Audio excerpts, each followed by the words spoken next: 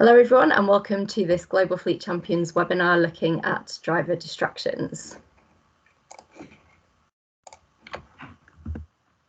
huge thank you first to the sponsors of today's event, Teletrac Navman. We wouldn't be able to run our webinars and other events without the support of our corporate partners and sponsors like Teletrac. If you're new to our webinars, Global Fleet Champions is a partnership campaign administered by Break, the road safety charity, to prevent deaths, injuries and pollution caused by vehicles driven for work.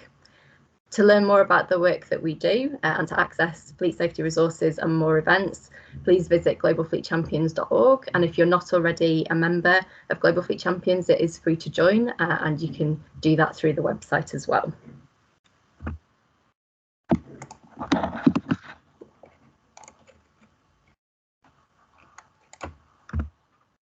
Break's a road safety charity working to prevent road deaths and injuries, make communities safer and support people bereaved and injured in crashes through a range of initiatives, one of which is Global Fleet Champions. So on to our first of all of our speakers today, discussing distractions. I'm delighted to introduce Dr. Oscar Oveido-Trespalacios. I hope I've pronounced that right, Oscar.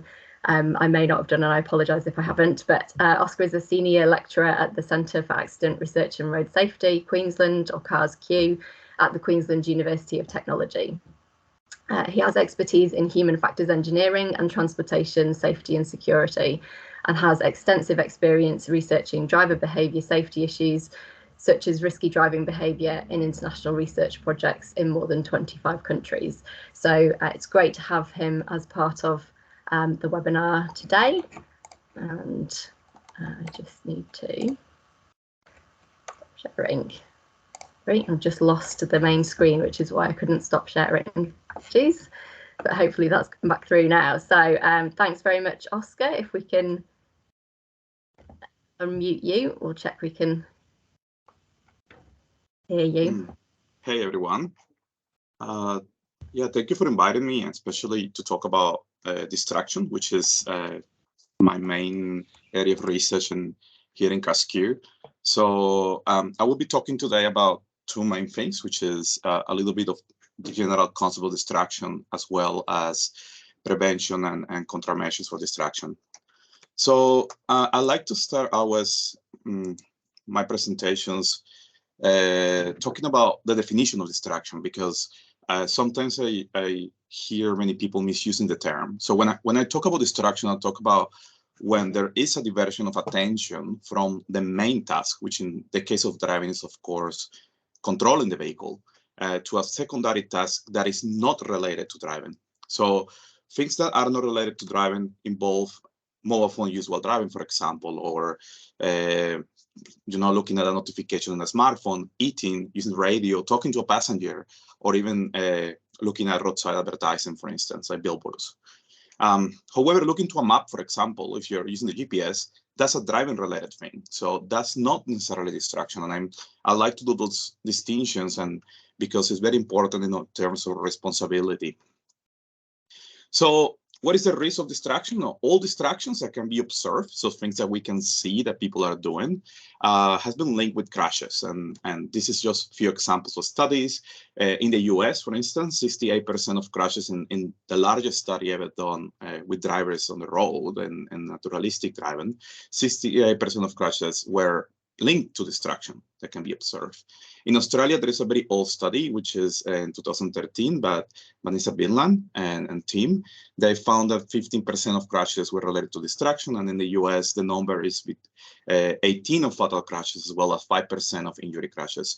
However, this is a very small number, because crash data usually is not complete, and we cannot really link distraction in so many crashes. So it's really always a very optimistic estimate that we can get from these studies. So one of the main distractions is mobile phone use while driving, and it's extremely common to see reports in media and so many concerns in the public around this behavior.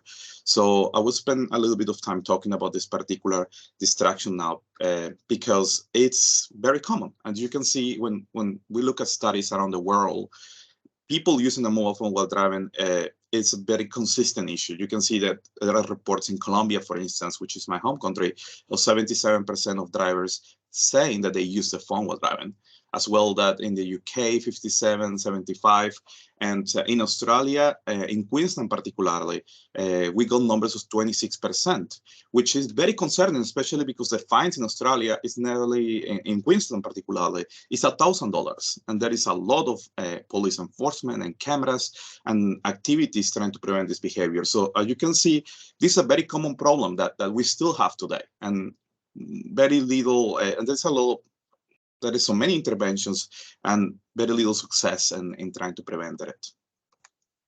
So why is mobile phone an issue? Well, the thing is, mobile phones are terrific devices. You can do so many things with mobile phones, and you can play games, you can go to social media, listen to music, you can take selfies, you can have conversations, texting. So they're very powerful devices, and people use them very, very frequently. And for that reason, as we use them in real life, of course, if we spend so much time in our vehicles, it is very likely that we will be using the phone as well while driving.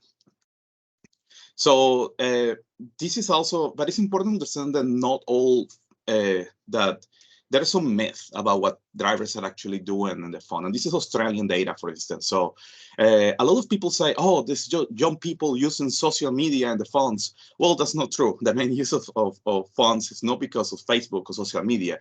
It's really people talking through them, or using them for maps and driving support activities, but also visual interactions and music apps. So distraction is many different things, but what we do in the phones is not what necessarily the media represents. And it's very important to remember that all activities that are not driving related should be considered distraction or are distractions. So what is the consequences of phone use while driving? It changed behavior. So for example, we have observed in studies, in laboratory, naturalistic observations, that when drivers are using their phone, they change the behavior. They tend to keep longer distances. They tend to be very impaired in braking, as well as having a reduced speed. But when we look at the crash data, and this is one of the main studies done, we know that when drivers are looking at the phone that they have in their hands and interacting with the screen, doing things like texting, messaging, dialing, or searching for a contact that they're going to call, there is an increased risk of crashing, and it's nearly a 70% increase on the crash risk. However, when you isolate cognitive distractions like talking on the phone and using Bluetooth, the risk is not significantly different. So it is very important to distinguish those two elements, because the main reason that people crash in the vehicle is because they are looking at the screen and they are not looking at the road. And it's something that it's been consistent across many studies, and it's very important to understand what is the difference. That also applies if you are looking at a roadside advertising, for example, that you are not paying attention to the road. So the concept and the main learning here is we must pay attention to the road while driving and not looking somewhere else. So what do we know about distracted driving prevention based on these concepts? And I'm going to give a little summary of the main interventions on this issue. So first of all, what doesn't work is to blame the driver. And we've been doing this for so many years. And as I highlighted earlier, people still use the phone quite a bit. And the lesson there is, if we always think that distraction is something that comes from the driver and they are only responsible for that, we are not going to achieve any meaningful change and increase safety. I think it's important that understand that there are many reasons why drivers are distracted, and we have done a lot of research on those reasons, and I would like to share some with you today. So, for example, why the cars have this? Why there are TVs in the cars today? Doesn't make any sense, and car manufacturers love to include this type of technologies in the vehicles.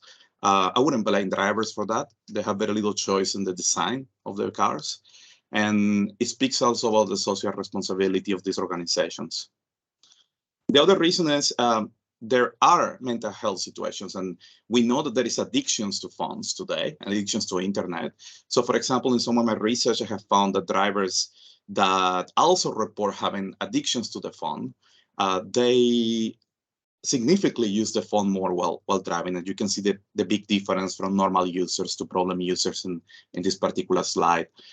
This is something that needs to be solved through mental health interventions, to psychological work. Road safety policy is not going to make any difference.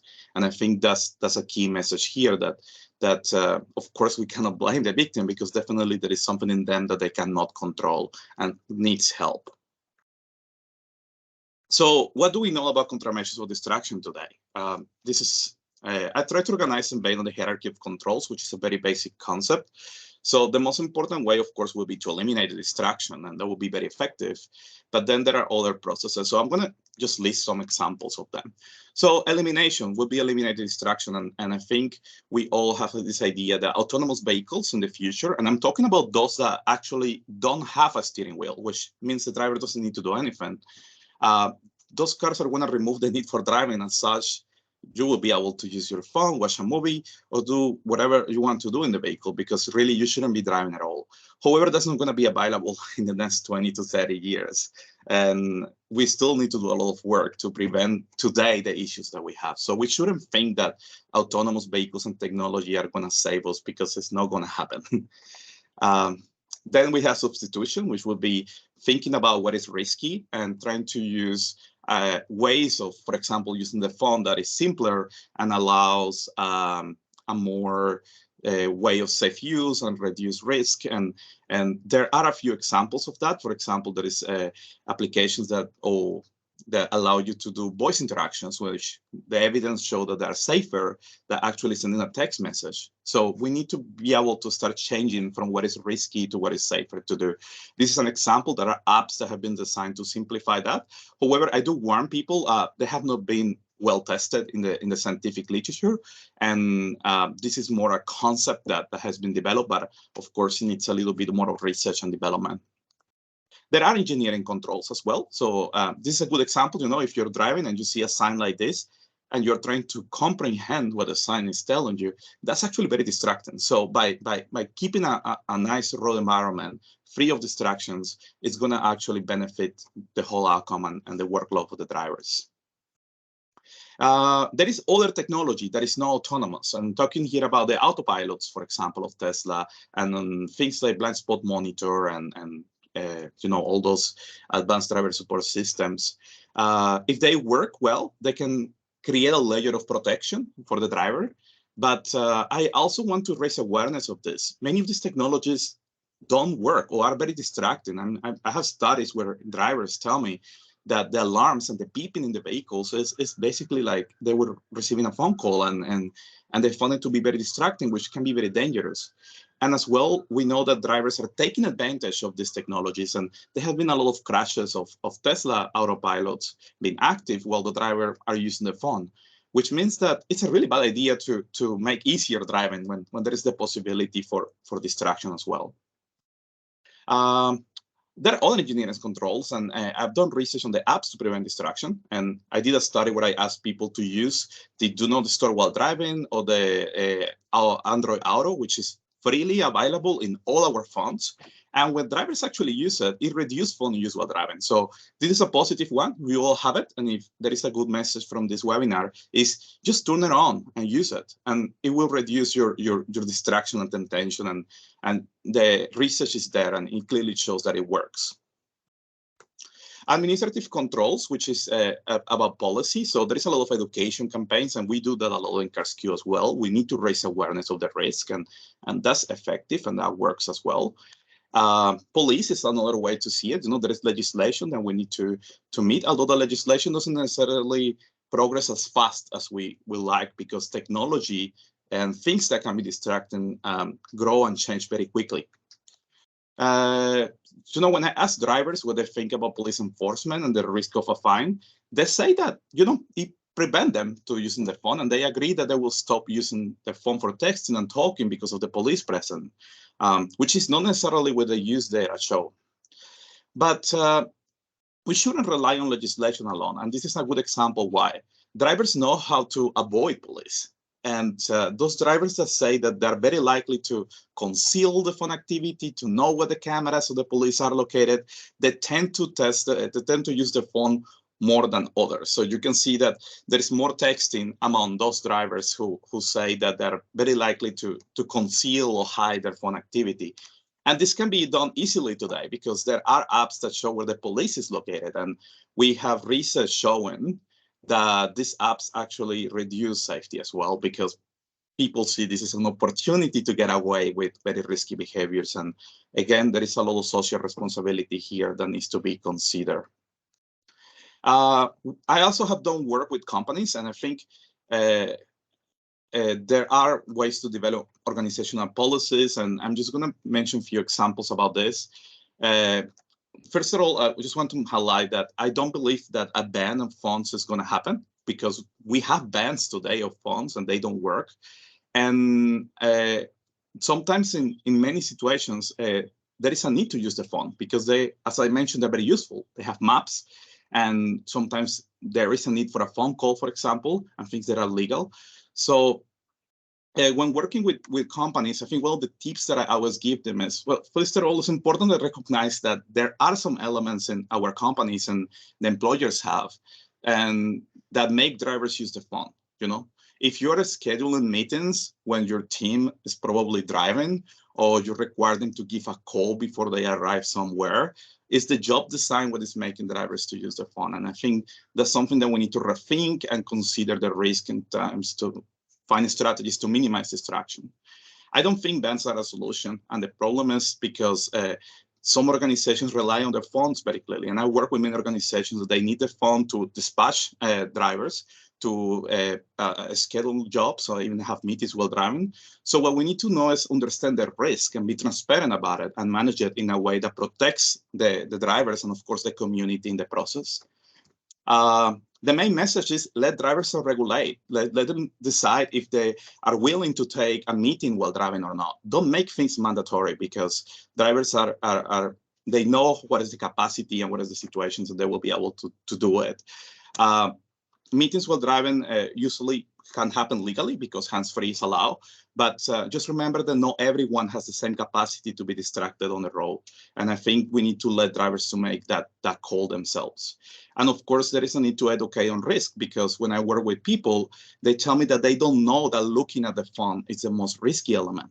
And they think sometimes that that's probably the best way to do a phone interaction, because it only takes 2 seconds, while using voice interfaces can take minutes sometimes. So perhaps if we educate drivers and teach them how to manage their risk, we can make a significant change as well.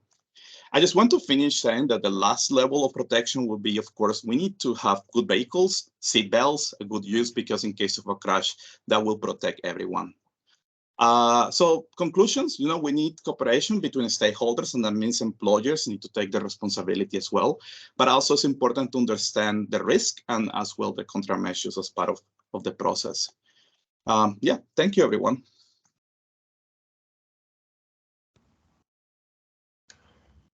Thanks for that, Oscar. That's great. If you want to stop sharing, thanks for sharing your screen as well. It was great. If you have questions for Oscar, then please feel free to put those through on the chat and Q&A, and we'll address those in the panel discussion as well. As very interesting research there, Oscar, around a lot of the research that you've done and others have done in terms of how prevalent distractions are and mobile phone use things, and also what works and what doesn't from a research perspective. That's really interesting, and I'll share a little bit more at the end as well around breaks advice in relation to distractions as well. Obviously, first and foremost, we always take eliminate where you can. It's but that harm minimization and reduction is also really important too. So we'll just move on to our next speaker. So next up we have Chris Lecluse, who is a solutions specialist with Teletrac Navman, and will be talking to us a bit more about some of the technology side in relation to distractions as well. So thanks, Chris. I'll let him introduce himself further. So yeah, we can see you, Chris.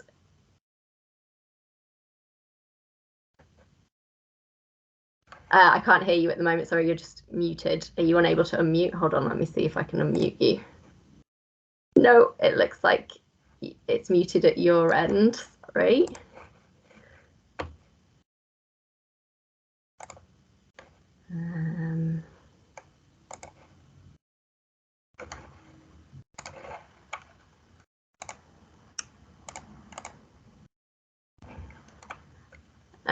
Chris, you might need to you might have to just leave and rejoin if it's not working. We'll give that a second, and if that doesn't work, we'll move on to Grant, who is our next speaker in the meantime, if it's not coming back up in a moment.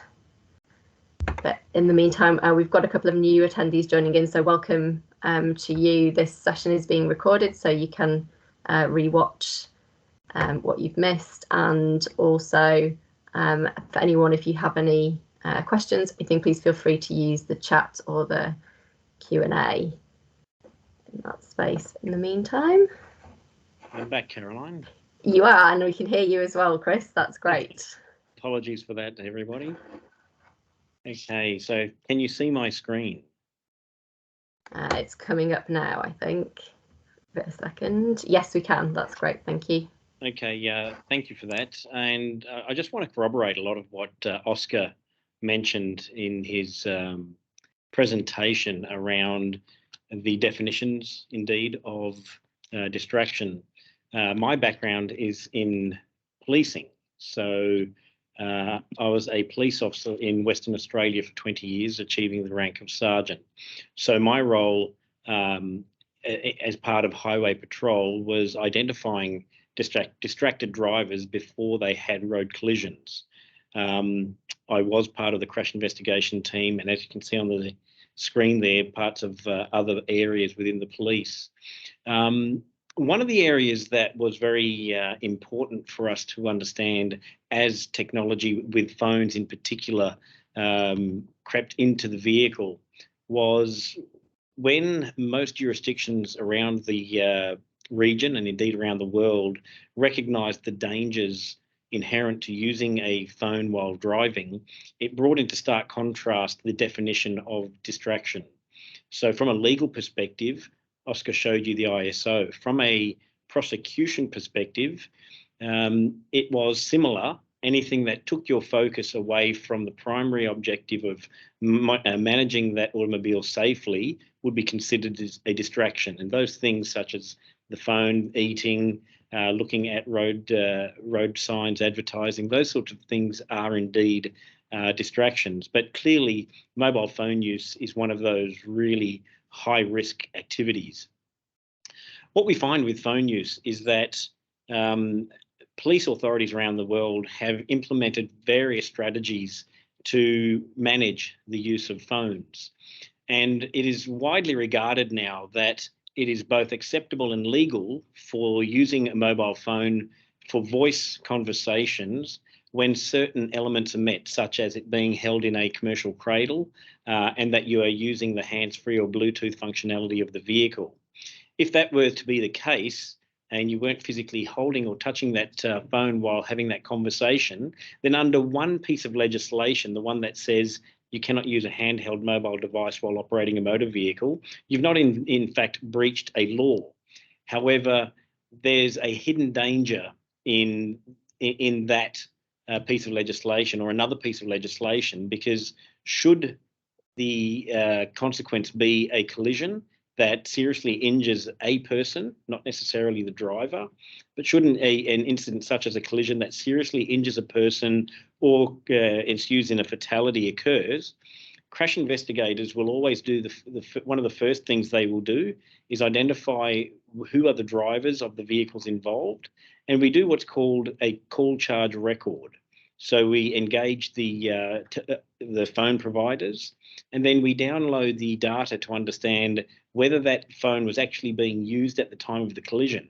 It's irrespective of whether or not that was being used in a hands-free capacity, because from a legal perspective, providing the investigators can determine that the driver was indeed distracted at the time of the collision, that individual therefore becomes indefensible in a court of law under a charge not from using the handheld mobile device, but rather failing to take due care and attention while driving that vehicle. And the charge will likely sound something similar to dangerous driving or dangerous operation of a motor vehicle occasioning death or grievous bodily harm. Now, the elements differ. So while under the Road Traffic Act, or in different jurisdictions, it may be a different statute, it allows you to use the hands-free device. Where someone is injured or killed, the investigators, the prosecution, will bring any number of scientists to give a statutory oath on the witness stand to indicate that the human brain is incapable of focusing on more than one thing at a time. So that myth about multitasking, that doesn't ring true in a court of law. When people do more than one task, what they're doing is segmenting their brain activity, doing different things. And if one of those things is using the mobile phone on a function that is not critical to the operation or safe operation of that motor vehicle, then that individual will likely be charged. So what that means is, in real time, if you're on a phone conversation, technically, legally, under that other statute, and you have that collision, you may still be liable, or probably will be liable, to being charged or prosecuted for dangerous driving occasioning death, because the scientists will give evidence to suggest that you cannot, or because the phone was on, you were being distracted. So that's a real, I'd like to see more education of the communities around the fact that any distraction, including talking on the mobile phone, does constitute a legal distraction and does put a lot of people at risk. I obviously come from a telematics organisation, and what's good about telematics is that it provides real-time data surrounding the vehicle use. Now, historically, we can interpret some of that data to potentially indicate a vehicle that is being operated by somebody that's distracted. And that could be something like the pinballing in the lanes, overspeeding, harsh braking, following too close, and those sorts of things. But one of the issues that Oscar did raise, the ADAS, the vehicle aids, he was right in that they often hide driver skills. What that means is, with new generation of drivers who have never driven analog vehicles without these safety controls in the vehicles, what we're seeing is a dilution of the skill level of those drivers and a heavy reliance upon those driver aids to protect them. And that therefore creates a more dangerous environment for driving until we get to that nirvana of a fully autonomous driving ecosystem. And Oscar's right, it's likely to take 20 or 30 years before we get to that point. So arguably, the road system is going to become more dangerous in the intervening years as people rely more and more on these computer-aided safety devices. So we want to make sure that we recognise that driving is not only a skill and a behaviour, but as I like to say, it's a discipline. So drivers need to understand and be disciplined in their application while driving. Understand, is it a requirement to use the phone? And Oscar was right in that it's addictive. The phone use is addictive. So we can't always blame the drivers. But if we can educate them as to what the consequences, which is another area, that the reason people do allow themselves to be distracted is because there's sometimes a lack of adverse consequences. When they realise, or they find that they can often do their driving task in a subconscious state without adverse consequences, then they continue to do so.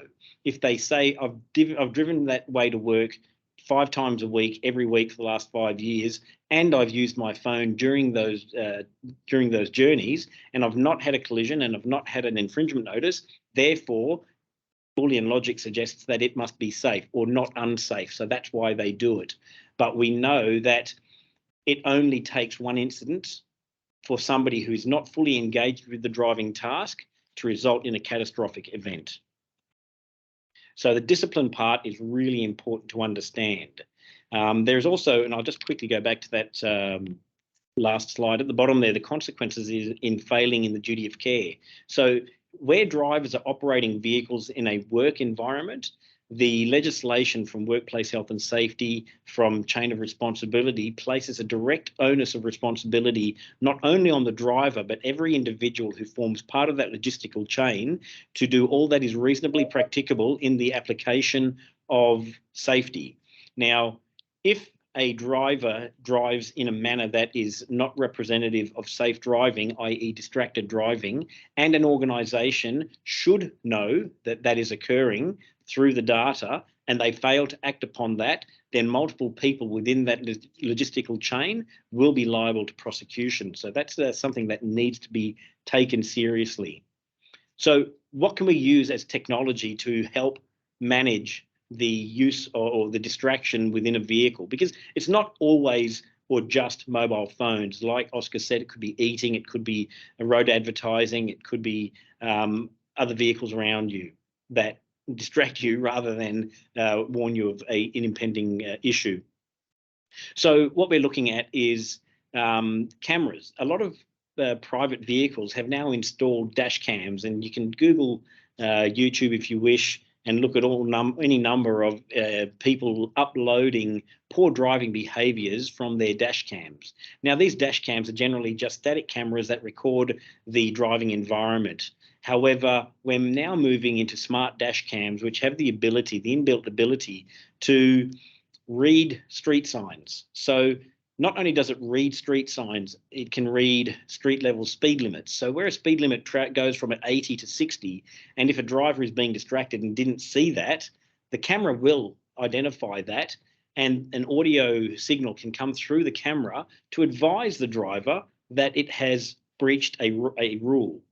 The cameras also can look at the driver, and if the driver is constantly looking down, so therefore not looking outside of the windshield, it can then alert the driver to the fact that they're being distracted. So while that distraction with a phone, for instance, may be a habit, maybe something that they always do, having a reminder via an audible alert to remind them that they're being distracted, or they haven't put their seatbelt on, they've breached a stop sign, or those sorts of things, having that real-time in-cab feedback to the driver assists in coaching. And why that's important is because for the majority of the population, people don't generally have any formal driver training or coaching post-licensing.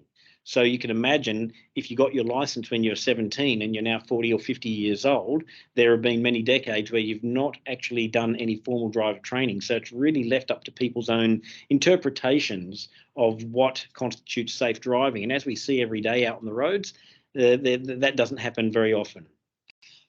Legislation, like I said, is in place to compel organisations and individuals to be responsible for their actions.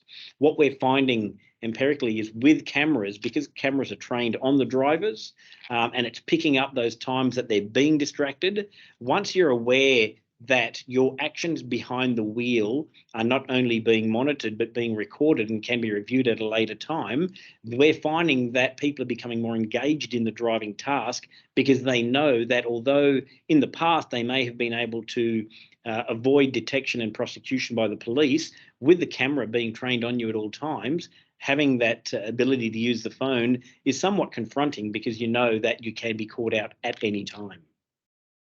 There are health and safety obligations, obviously, in the workplace. Knowing and understanding your duty of care to your employees. So it's not only about the driver, as Oscar said. We've got to take into considerations those other external factors and taking reasonable steps to ensure that safety. So the risk identification, if you don't know what the risk looks like, so that's where the cameras can corroborate the information that a telematics system provides. And not only that, but it gives context to what the driver is doing. What we're finding is where fleets are becoming more mature, as in having cameras for more than 6 months, drivers are actually adopting that and refusing to drive vehicles without cameras because more and more it's corroborating their version of events. The reason they had to brake hard was not because they're following too close, but because another vehicle has entered their laneway and forced them to either brake or take evasive action to avoid a collision. So that's where the smart dash cams are working with and educating the driver to ensure a far safer environment. To achieve this, we require education, so change management. We get a lot of resistance with the driver-facing cameras, that it's an invasion of privacy, that people are really concerned that they're being monitored 24/7. And that's just not the case. no organisation has sufficient bandwidth to have every journey being monitored in real time all the time. What happens is when a breach is recorded, only then is an icon identified on the screen that can be reviewed. So the implication that it's an invasion of privacy goes out the window. And once drivers recognise that this is a tool designed to help them become safer drivers and therefore minimise the opportunity for distraction, then the adoption of that technology is far greater. So where are we going to in the future? So the power of data is enormous. Without understanding the landscape, we can't mitigate that. So using that AI information is hugely beneficial. Understanding the Internet of Things, we're going to get to a point where vehicles talk to vehicles and those vehicles talk to infrastructure. It's some way off in the future, but it is coming. We can't ignore the human factor. Like I said, humans will do what they think they can get away with. Without these technologies and with the ability to try and circumvent detection, they will continue to use their phones. So when we implement that technology to ensure compliance, the opportunity for a safer journey increases exponentially. I think that's about my 10 minutes. Thank you. Great, thanks very much, Chris. That was incredibly useful, both in terms of the obviously the technology side of things, but also thanks very much for sharing some of your police experience as well, which is always really useful to hear about too. Moving on to our final speaker today. Again, if you have questions for Chris, and I think there's already a couple of questions that have come through on the chat, it's great, then please put them in the chat or through the Q&A, and we will put those through during the panel discussion. But finally, on to our final speaker today, who is Grant Lowe, the General Manager of Summerland Express Freight Limited, which is a medium enterprise transport company in the South Island of New Zealand. Prior to Summerland, Grant was the Director of Air and Ocean for Australia and New Zealand for Seva Logistics, based in Sydney, and he's spent the last 6 years leading cultural change in a traditional family-owned and operated business. So great to have you, Grant. I'll hand over to you. Sure. Hopefully you can hear me okay. Yeah, that's great. Thank you. Great. And you can see my presentation, Caroline? Yes. Yeah, it's wonderful. Excellent. Thank you very much, Caroline. It's a pleasure to be here. So thank you very much for the opportunity. Yes, as mentioned, I'm the General Manager for a transport company in the South Island of New Zealand, a family-owned business. We've just actually been purchased by another family-owned business to make us nationwide. However, I'm still responsible for the South Island business. And so a lot of this presentation, whilst we've just moved from being Summerland to booths, is still very, very relevant about how we'll be continuing to run. And we'll be certainly sharing our knowledge in the rest of the booths group as a national carrier now. I just thought I'd set the scene first, and then sort of give you some real life examples of what we deal with, and some of the things that we're doing to transform our business. So we've got 9 depots throughout the South Island, and we hub and spoke. So we have local deliveries that we're doing, but we also have we do line haul between each of the towns, and generally our line hauling is happening at night, so that the product arrives in the morning to then be delivered locally. So pretty typical hub and spoke type setup. So to give you a bit of a sense of us, so we deliver a fair amount of freight every day. We have 170 employees, about 107 trucks now, and let's move pretty quickly through this. We're 28 years old. We use eRoad as a but there's some great systems out there. That's just one of the ones that we use. But as you can see, we do a fair amount of Ks on the South Island roads every month. So she's we're pretty busy operation. So to give you a bit of a set the scene, so we have some technology in our trucks. Teletrac Navman is one of the options out there. We use a system called AutoSense, and they use it's called Guardian system. And one of the things that we're able to track is our performance in against the national average.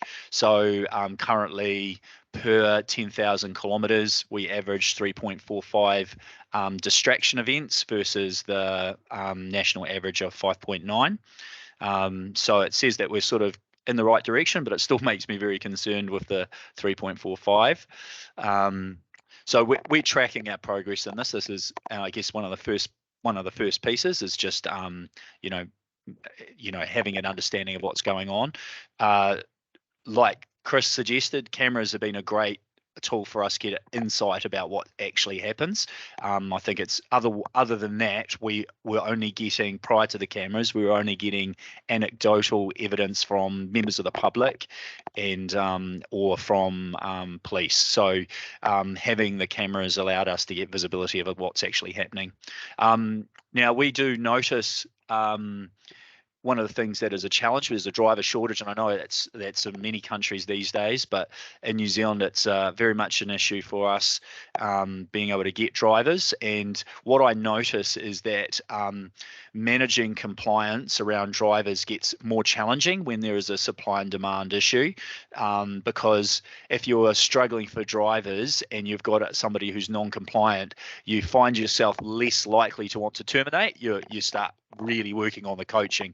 And so we've, I think being in that environment means we've had to really focus on, really, what are the tools that we can use? How do we change behavior when, people can just leave a job and get a job out somewhere else very easily, and they're, it's very transportable for them to get a role. So it makes it a more challenging experience. To give you a bit of an idea of what we've had in terms of real crash data. So in the last 5 years, we've got 2 crashes that we can, with direct links to driver distraction. One minor one, and that was a driver spilling a hot pie into their lap, and then hitting a barrier, an Armco on the side of the road.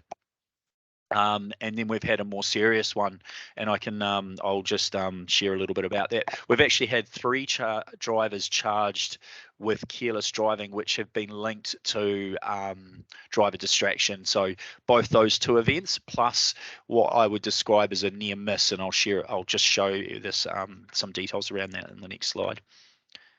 But interestingly enough, we're not the only ones out there. We've actually had 3 crashes in the last year where other parties have hit our vehicles, and some have been pretty horrific actually, and I'll share that one to give you a bit of an idea of what we deal with.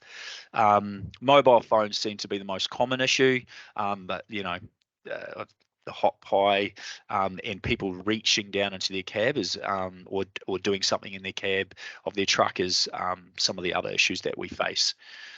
So I've just got some screenshots. This is the driver that was it's probably a little bit hard to see, but in this the forward face, this has got the driver facing camera. It's a split image showing you the front and what's happening in the cab, and you can actually see faintly a reflection here of the cell phone screen, and his eyes are actually looking down at that, and he's going on to a 1-lane bridge, which had the subsequent consequences of him crashing into the side and hanging off the side of the bridge.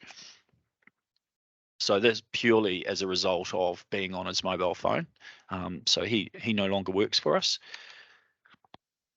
And this is a guy who had his reached down to get a sandwich out of his bag that he had sitting down beside him, and we often share these depending on whether the drivers give us permission or not, but often they do. We will share the outcomes of what happens, and that does bring I guess that breeds education about what's happening. And this one, for example, he reached down, and he literally reached down for less than a second, but in that time he drifted across the center line towards this oncoming truck, and was very he managed to turn away, and as you can see, the truck coming the other ways pulled over towards the far left. We lost several buckles, and the wing mirror of the truck coming the other way hit the back of the trailer as it straightened up. So she's, it can all happen very, very quickly, and this driver was charged with careless driving. And here's an example of driver distraction. This was a third party. Our driver was turning into a driveway early in the morning, and that had automatic gates. It was well clear at the time. He had visibility well down the road, and as he was pulling into the gate started closing on him. And while he was standing there, we had to get out of the cab again to initiate the gates opening, and this car ploughed into the side of him, and it was a result of this driver being distracted and not seeing this almighty truck across the road. And there was clear visibility for at least 1.5 kilometers. So it just shows that these things are not just truck drivers. This is happening out there. So we're seeing this. So how are we combating this? So we one of the core things has been the technology that we've invested in the cab that's given visibility. And I really can testify to what Chris talked about, that since we've had the cameras in the truck, and we went through a whole change process with this, we made sure that we highlighted to the drivers the benefits of the cameras. So the cameras do multiple tasks. So they are the cameras that we use detect fatigue as well, and they do intervene in real time. So even if we don't have mobile coverage, which would, there's places around the South Island where we don't have coverage, it will act in the cab, alerting to the driver, and it also will do the same when it comes to them being distracted. We also use this. They can press a manual record button, and they can record other road users, and that's one of the things that these tools have been used for. And we make sure that we really highlight this, is it does help us with identifying other drivers on the road, and we always make sure that we pass on the information to the police when we come across other motorists that we come across that are taking dangerous actions, because we're absolutely committed to the Road to Zero program in New Zealand. And we also that really helped drivers, I guess, see this as a tool for them. And in some of these instances, like the one with the third party crashing into the side, we were able to show that there were no vehicles. By using the cameras in the cab, we were able to show that there was no vehicles coming the other way when the driver turned in, and that he had taken all the right precautions. He had done everything in his power, and that this gate starting to close on him was beyond his control, and he had acted responsibly, and so he avoided any charges as a result. So the drivers do see these tools as beneficial, but definitely I can testify to the some drivers who do try to conceal, but the cameras do detect their eyes being down for longer. So if they try and lower it so the camera can't see it, we can still. It'll still be in real time alerting them, and often I guess it's almost nagging them in real time.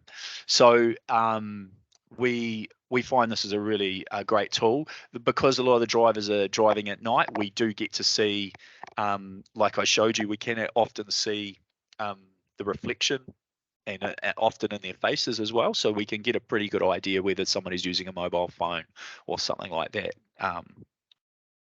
So we tend to use one-on-one conversations as the key driver for this.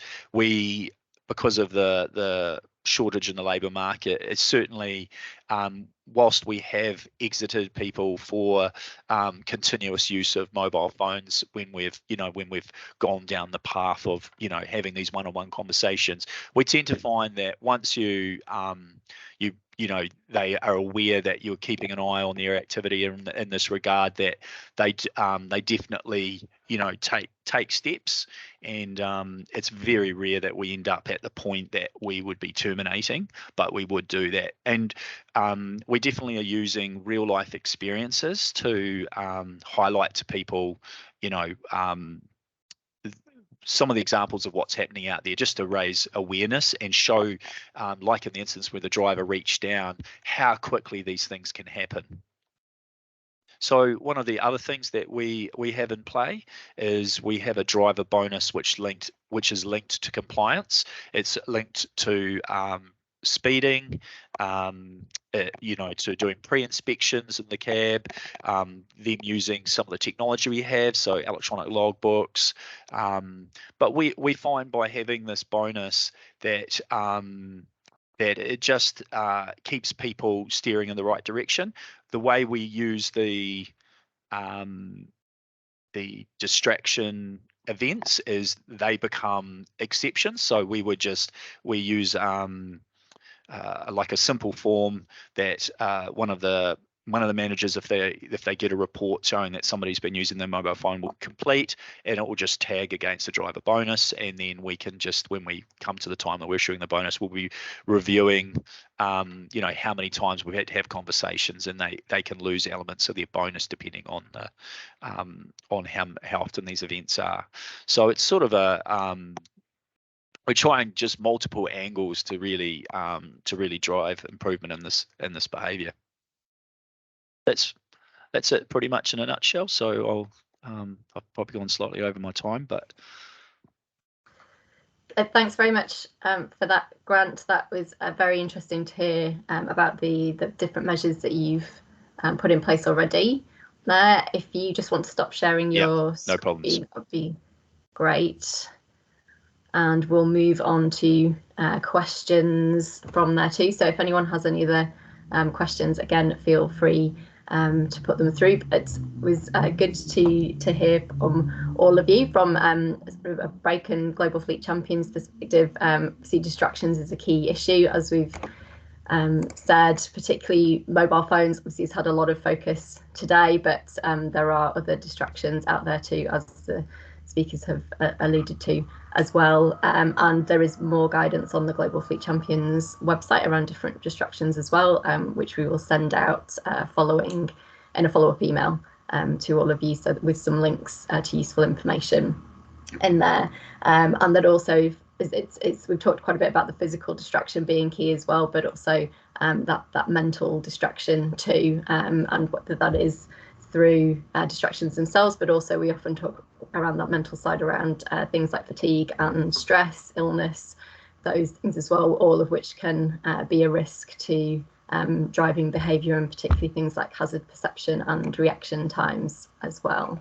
So we've had a couple of questions through, so I'll start with those, but again, feel free to send through others. I appreciate time-wise we are almost at time, but we will keep recording as well, so if people do need to leave before we quite reach the end of the Q&A, they'll be recorded, but we do want to have enough time for a few questions. So that's great. Chris here, does when we're talking about distractions and what you were saying on the police side of things, does that include listening to music or having conversations? And if so, how's that proven in terms of liability?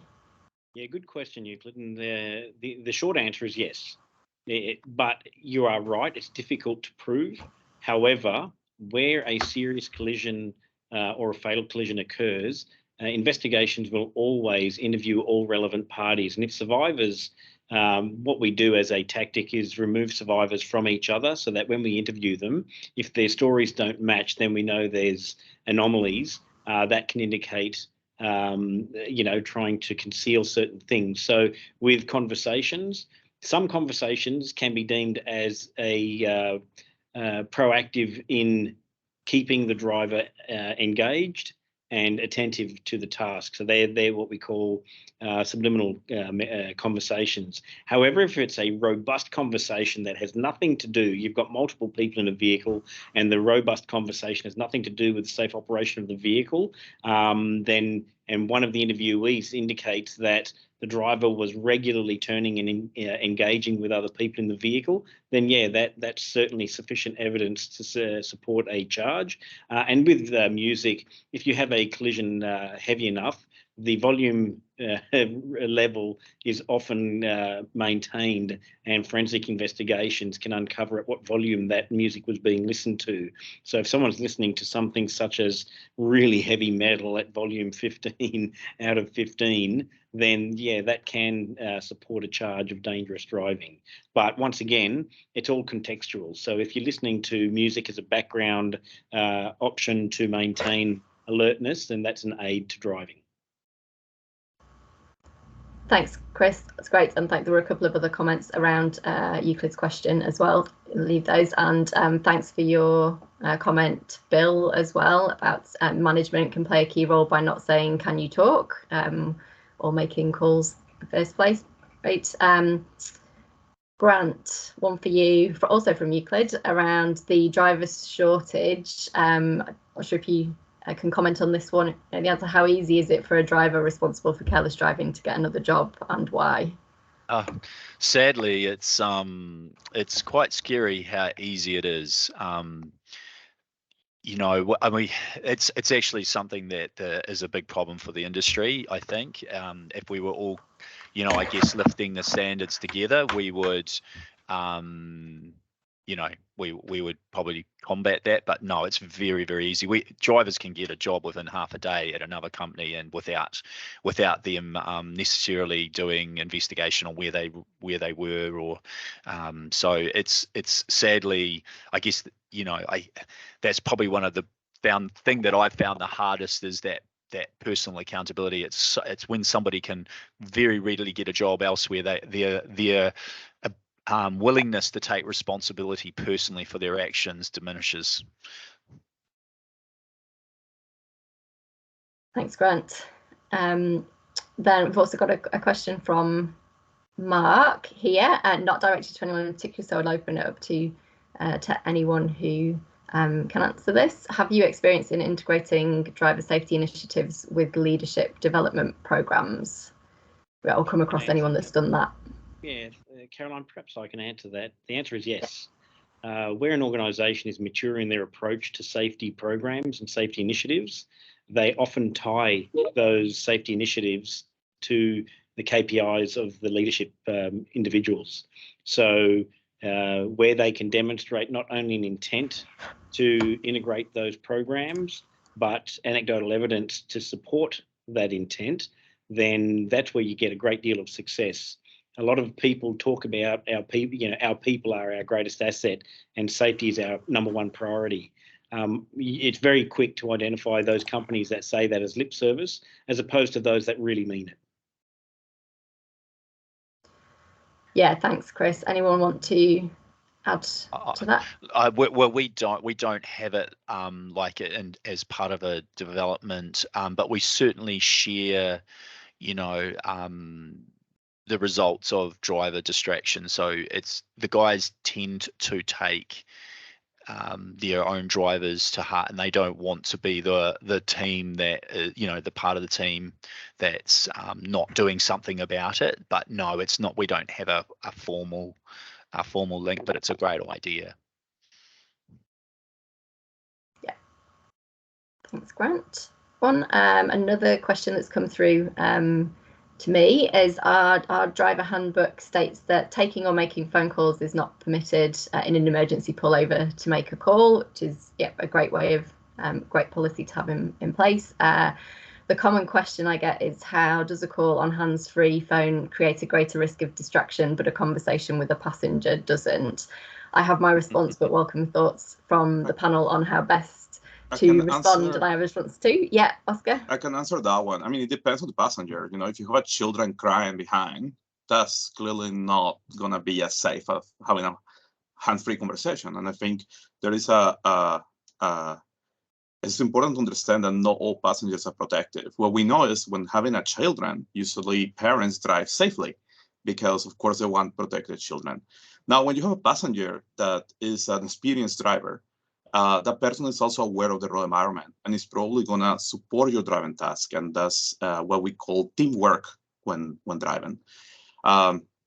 The thing is, when you're having a hands-free conversation, the person in the other end is not aware of the driving situation, cannot help you to detect hazard, cannot use non-verbal communication to alert you of something.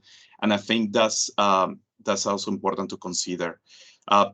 As I say, it's legal to use hands-free, and I think we need to understand that many organizations are doing this, and it's important to have options to people to be safe.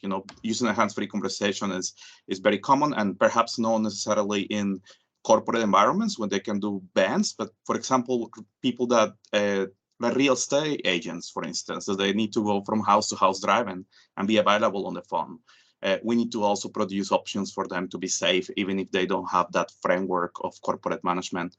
The other aspect that I think is very important to remember is there are unintended consequences from these policies in organizations. So, for example, if you ban your workers from using the phone all day, when they're commuting to home, they're going to use it. And as someone that works in public health policy and I care about everyone's safety, responsibility of the organizations for not allowing people to manage the personal demands during work time is also an issue for distraction that perhaps doesn't compare to them because people are going to crash outside their work, but it's definitely linked with an organizational policy that is poorly designed.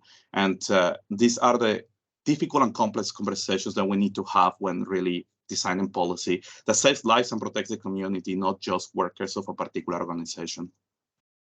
I just that was awesome. I just think one of the things that that I've observed, like there's somebody said talking about safely pulling over.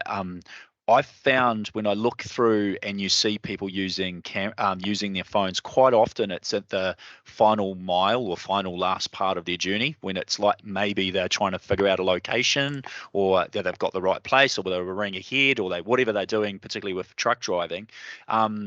They're 23 meters long and they're not easy to park or find a place to just pull over and safely do those tasks. So it's one of the challenges that we have with that, and we do talk about it, but finding a place to pull over a B train or a semi trailer that's 23 meters long is not easy. And so the guys, if they don't know where, they don't want to, especially if it's a one-way street or something like that, and they don't want to miss the we pay per kilometer we travel, all these things play into the head.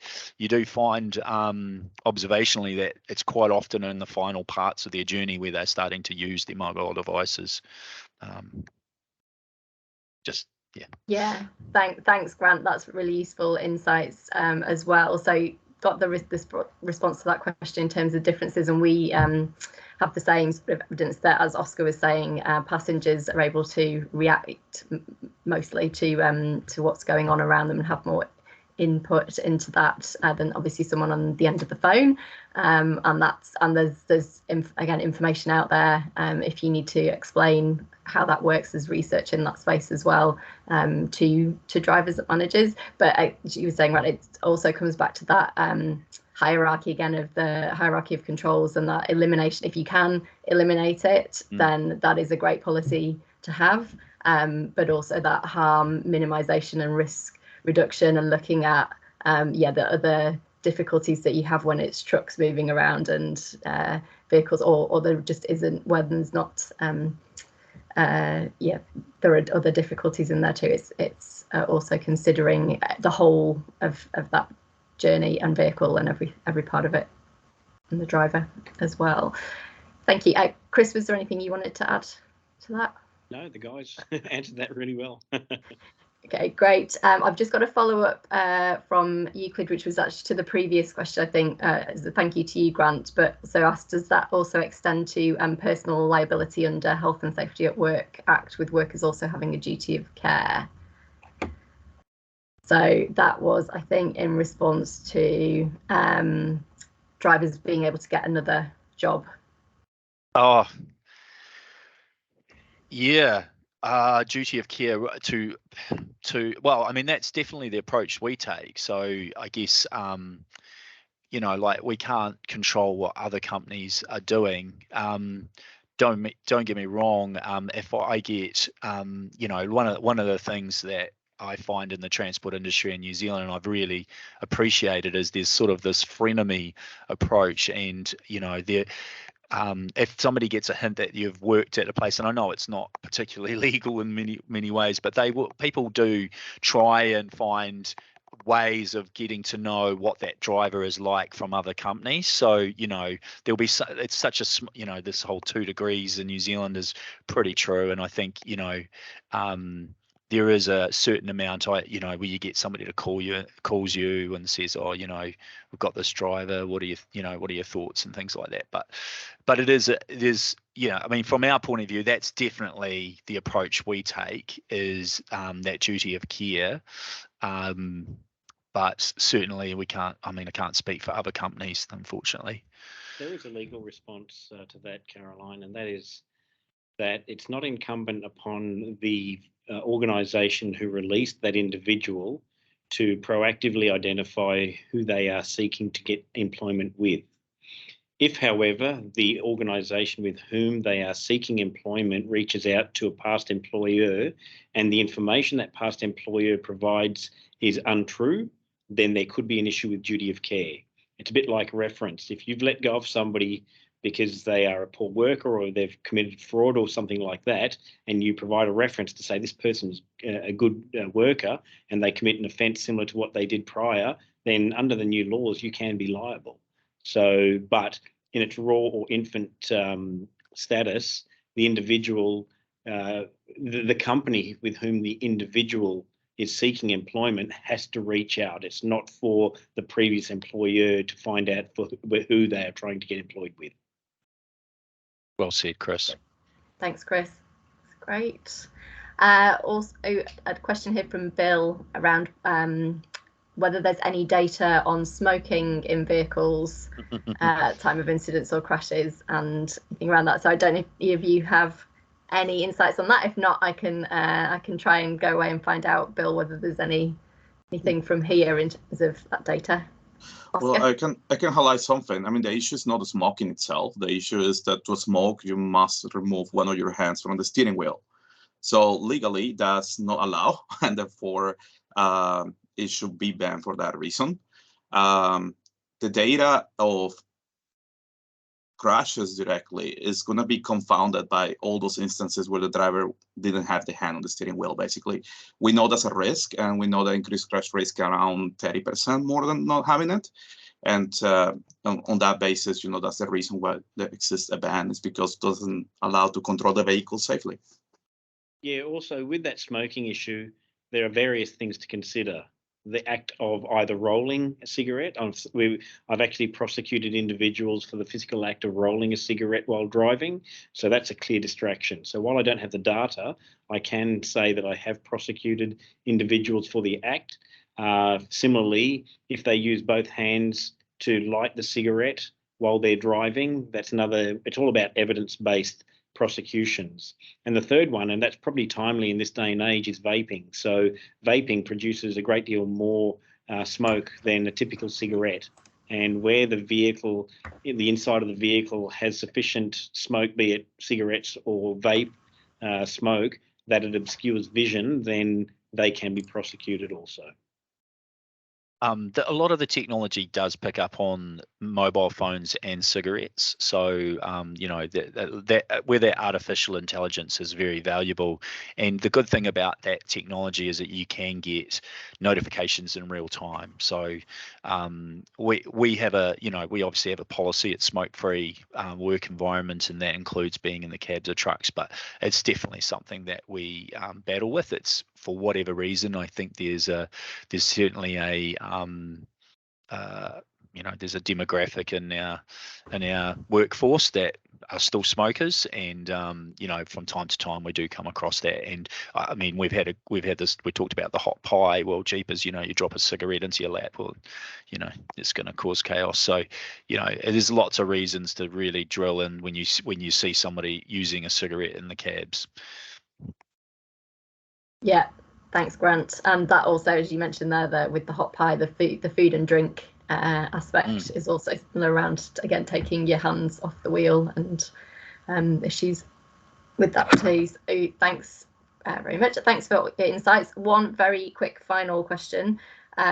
Through what advice or tips would you have for managers or supervisors to get buy-in from senior management around driver distraction, that it's an issue that needs addressing, or that it's something that needs to be identified as to how big an issue it is within the organisation? Any tips? Create the urgency, help them, educate them as to the exposure of risk, not only to their personnel, but the legal risk. Once they understand, because most managers I've come across who are unaware of this are surprised at the level of exposure to litigation or prosecution that they are in. So I would urge all organisations to educate. Yeah, I completely echo that with Chris. I mean, part of the culture change that I had was around, I guess, some old school thinking around, the